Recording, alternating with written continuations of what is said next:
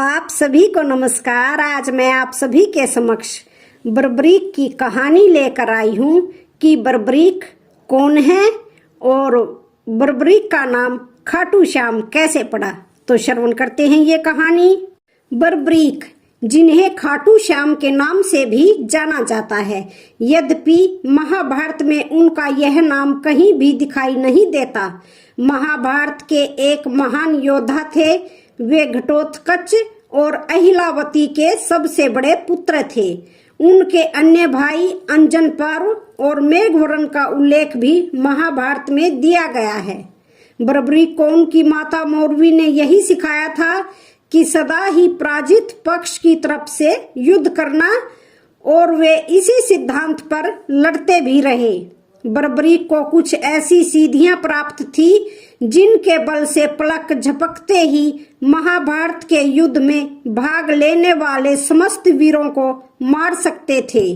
इसे लगता है कि वे अर्जुन, कर्ण, भीष्म पितामह और कृष्ण से भी बड़े योद्धा रहे होंगे। जब वे युद्ध में सहायता देने आए तब इनकी शक्ति का परिचय प्राप्त कर श्री कृष्ण ने इनसे इनके शीश का दान मांग लिया था। इस दौरान पांडवों से और कृष्ण से क्या मंत्रणा हुई, इसका इतिहास अज्ञात है। महान बर्बरीक युद्ध को क्यों देखना चाहते थे, यह भी अज्ञात ही है। वे चाहते तो प्रतीक्षा करते। महाभारत युद्ध की समाप्ति तक युद्ध देखने की इनकी कामना श्री कृष्ण के वर से पूर्ण हुई और इनका कटा हुआ सिर अंत तक युद्ध देखता रहा और वीर गर्जना करता रहा। इन्हें 3 बाणधारी भी कहा जाता है क्योंकि इनके पास ऐसी धनुर्धारी विद्या थी जिससे कि महाभारत की पूरी युद्ध मात्र 3 तीरों में ही समाप्त हो जाए। कुछ कहानियों के अनुसार बर्बरीक सूर्यवर्चा नामक यक्ष थे जिनका पुनर्जन्म एक मानव के रूप में हुआ था। बर्बरीक भीमसेन और हिडम्बा के पोते और घटोत्कच और मौरवी के पुत्र थे। इनके गुरु श्री कृष्ण थे और बर्बरीक भगवान शिव के परम भक्त थे। बर्बरीक की कथा।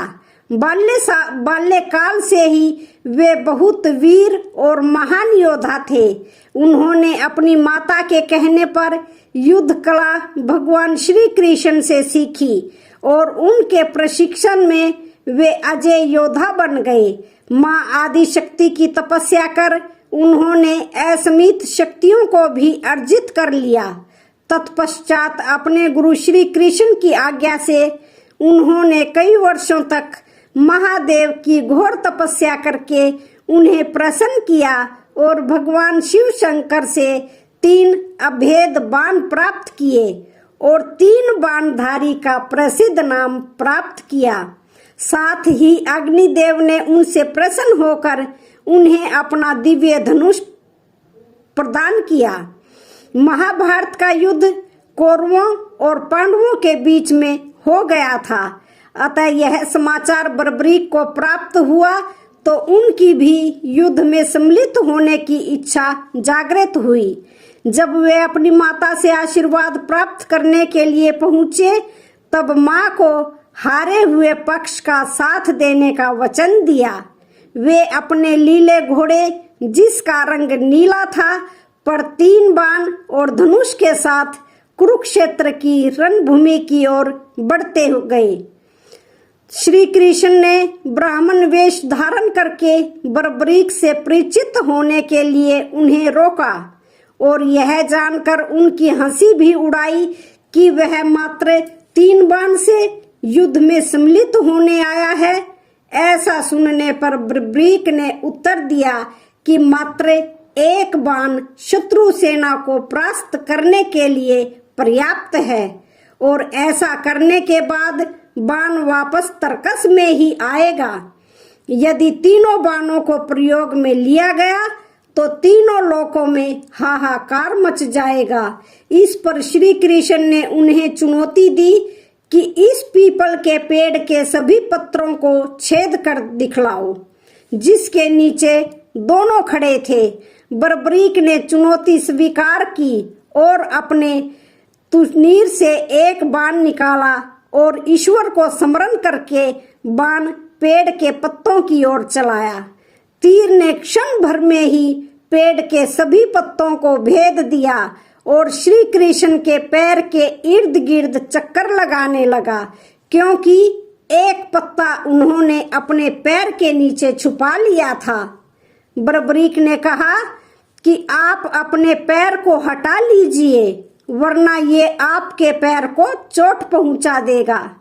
श्री कृष्ण ने बालक बर्बरीक से पूछा कि वह युद्ध में किस ओर से सम्मिलित होगा, तो बर्बरीक ने अपनी मां को दिए वचन को दोहराया। वह युद्ध में उस ओर से भाग लेगा जिस ओर की सेना निर्बल हो और हार की ओर अग्रसर हो। श्री कृष्ण जानते थे कि युद्ध में हार तो पांडवों की ही निश्चित है और इस पर अगर बर्बरीक ने उनका साथ दिया तो परिणाम उनके पक्ष में ही होगा। ब्राह्मण वेश में श्री कृष्ण ने बालक से दान की अभिलाषा व्यक्त की। इस पर वीर बर्बरीक ने उन्हें वचन दिया कि अगर वो उनकी अभिलाषा पूर्ण करने में समर्थ होगा तो अवश्य करेगा। श्री कृष्ण ने उनके शीश का दान मांग लिया। बालक बर्बरीक क्षण भर के लिए चकरा गया, परंतु उसने अपने वचन की दृढ़ता जताई। बालक बर्बरीक ने ब्राह्मण से अपने वास्तविक रूप से अवगत कराने की प्रार्थना की और श्री कृष्ण के बारे में सुनकर बालक ने उनके विराट रूप के दर्शन की अभिलाषा व्यक्त की। श्री कृष्ण ने उन्हें अपना विराट रूप दिखाया। उन्होंने बर्बरीक को समझाया कि युद्ध आरंभ होने से पहले युद्ध भूमि की पूजा के लिए एक वीरवर क्षत्रिय के शीश के दान की आवश्यकता होती है। उन्होंने बर्बरीक को युद्ध में सबसे वीर की उपाधि से अलंकृत किया, अतएव उनका शीश दान में मांगा। बर्बरीक ने उनसे प्रार्थना की कि वह अंत तक युद्ध देखना चाहता है। श्री कृष्ण ने उनकी यह बात स्वीकार कर ली। रात भर बर्बरीक ने अपने आराध्य भगवान शिव की पूजा अर्चना की और फाल्गुन माह की द्वादशी को स्नान आदि से निवृत्त होकर पूजा अर्चना करने के पश्चात उन्होंने अपने शीश का दान दिया। उनका सिर युद्ध भूमि के समीप ही एक पहाड़ी पर सुशोभित किया गया, जहां से बर्बरीक संपूर्ण युद्ध का जायजा ले सकते थे, यानी कि देख सकते थे। युद्ध की समाप्ति पर पांडवों में ही आपसी बहस होने लगी कि युद्ध में विजय का श्रेय किसको जाता है।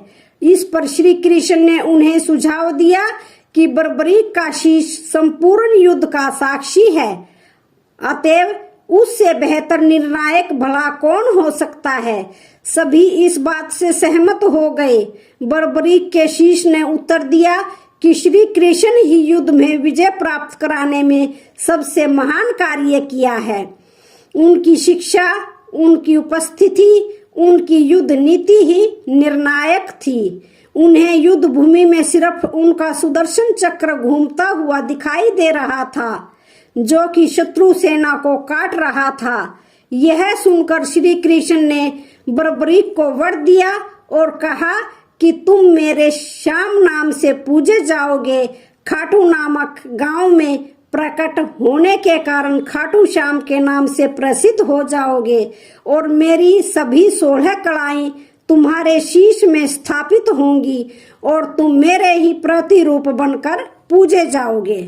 तो आज की वीडियो का यहीं पर समापन होता है। वीडियो अच्छी लगे तो चैनल को लाइक, शेयर